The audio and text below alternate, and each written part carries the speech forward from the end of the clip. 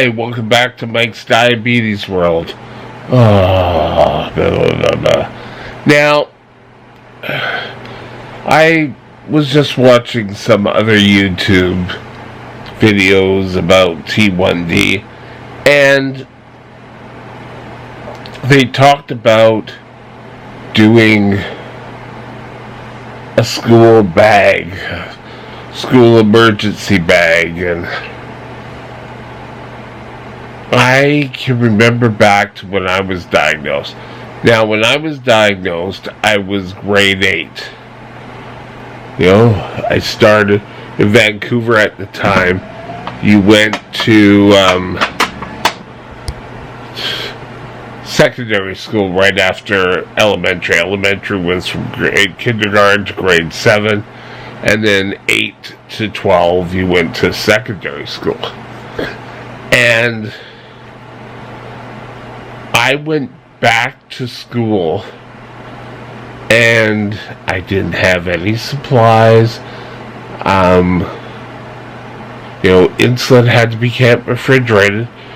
We didn't even have a backup insulin. And as I grew, grade 9, I started to have some issues. And I went through time at school where my blood sugars were up and down, and I would go through low blood sugars, like sometimes 3 times a day. And the nurse always had orange juice and then some chocolate bars, which we've learned, over time, we've learned that the chocolate bars are not the best to bring you out of a low because of the fat. But anyway, we didn't have glucagon. I knew of glucagon because I got the diabetes and I got the glucagon when I first was diagnosed, but it sat in the fridge and it was never used, so we never restocked it. Big problem there.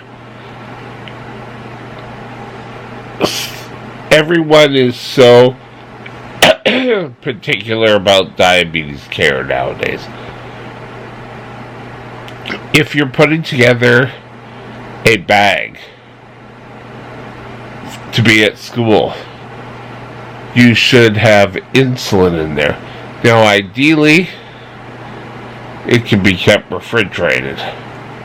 If not, you can put ice packs in to keep it cold and keep it longer. But you need that. You need syringes or pens or whatever instrument you use for delivering your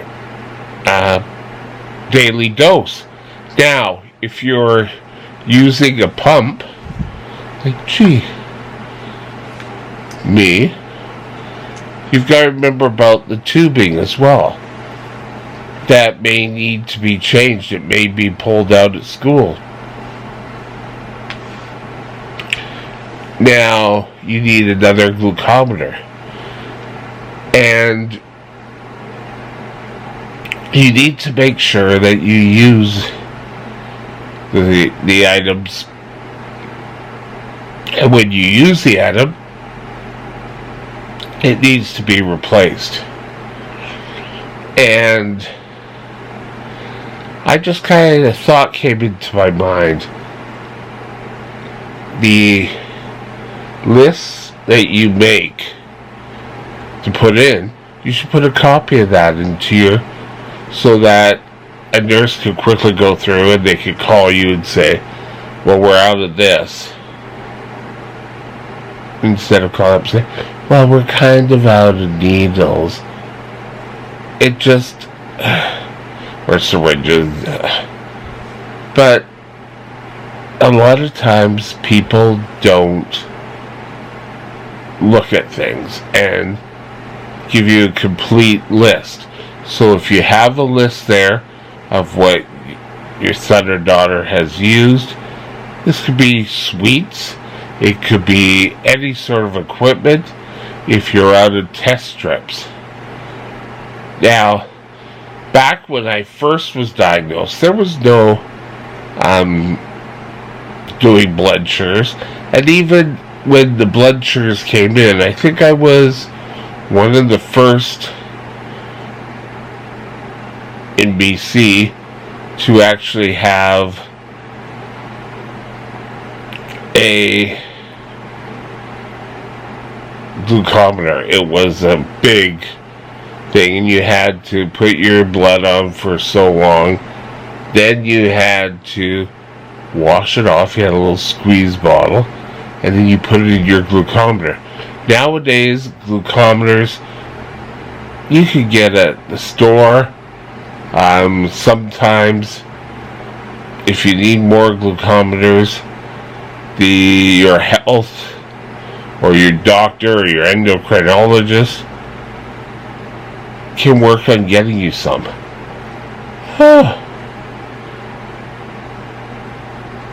Now you also need ketone tests. Now, I watched one lady, and I don't know how old the video is, but she... Do I keep touching and scratching? Sorry. She had the keto diastex. Now, you may want to put that in, but she also had a blood ketone meter. And in reality, that's the best way to go. The only problem with the pig versus the blood is they both use two different rating systems. And I know I was using the pee strips quite a bit, and I would send the result to my diabetic nurse. She'd go, oh, you. So, ideally, you want to use a ketone meter nowadays to get your result. So you need to have one in there too. No one said having diabetes was easy. Now, back in the day when I was a kid, you took your insulin in the morning and that was kind of it. If you had a low, you just ate, and then, okay, I could go back to class. I can remember at school, if I had a low blood sugar, I would say to a teacher, oh yes, I'm low.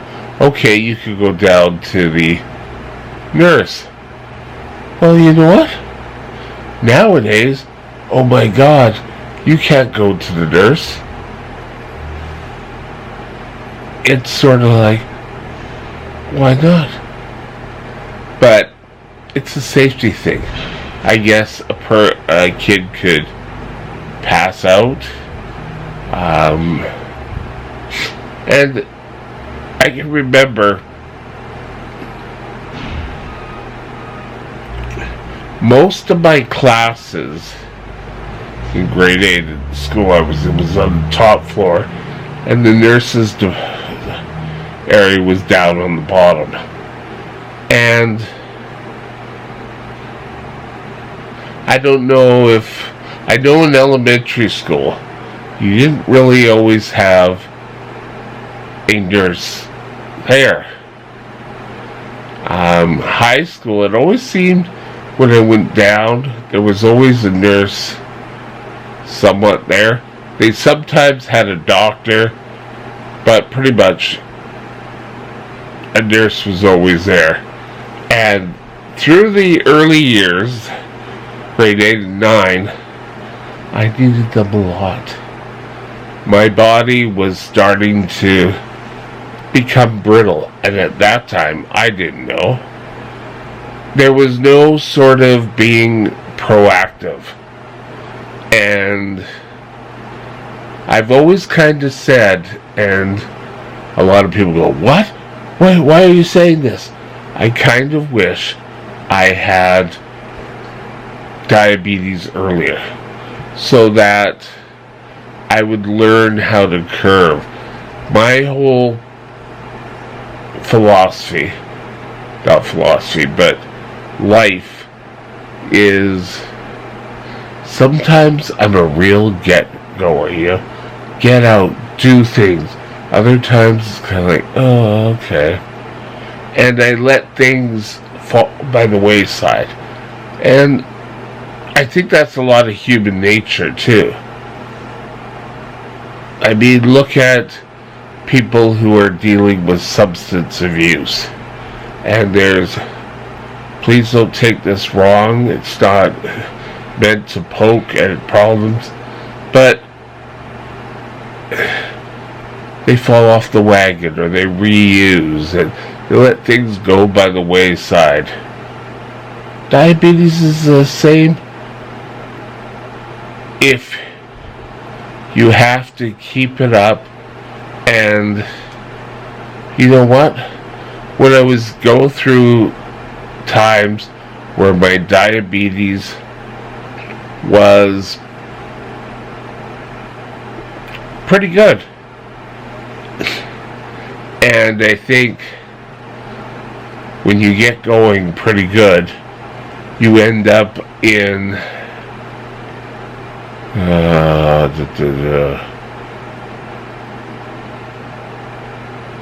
complicity, where, oh well, this happened, or oh well, that happened. And I think as an individual,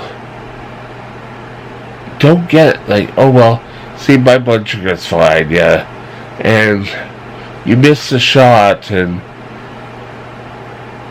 you know, you forgot to take your shot. Now that used to be me, and I thank God for the pump now, that I would forget to take the shot. I go to school, and you know, I had lunch, and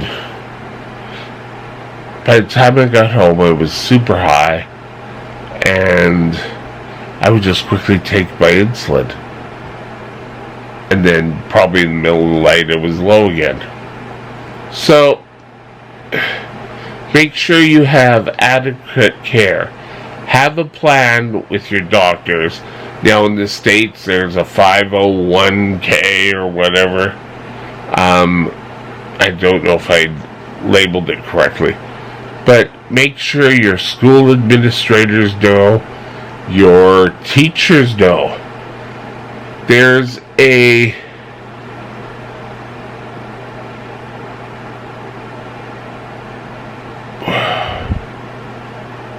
online, there's a number of forums that kind of tell your teachers what was up. I just gave them this piece of paper, and you know, it was kind of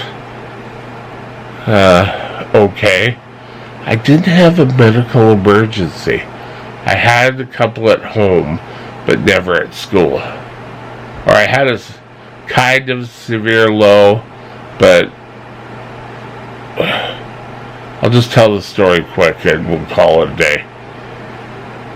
I had gone down to the nurses because I was low, and this was when I was having lows all the time, and I was sweating. I had the whole feelings back then, and I started shivering because you're sweating so much, and someone pulled the fire alarm, and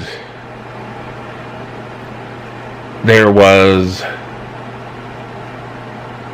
a big, you know, oh, and I can remember the nurses calling the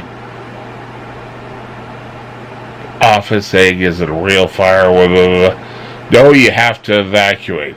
So I was placed outside in a chair, just outside on a porch or whatever, that you could easily get out and get away if you had to. And I had blankets around me, and it was all because pranksters back then were ringing the school alarms, and it was a real mess. But school bags, you need to have supplies so that your son or your daughter can continue in a healthy environment and learn. So you need insulin, you need pens or syringes or pump supplies, you need sweets, you need when to call, you need to have plans that went over with your doctor. Anything you use, you need more than just what you think you'll go through, because something won't work, or you just have to be prepared. Your son or daughter need every chance to succeed. Take a look online for school bags, what you should put in them. Have a great day. We'll talk to you later. Bye now.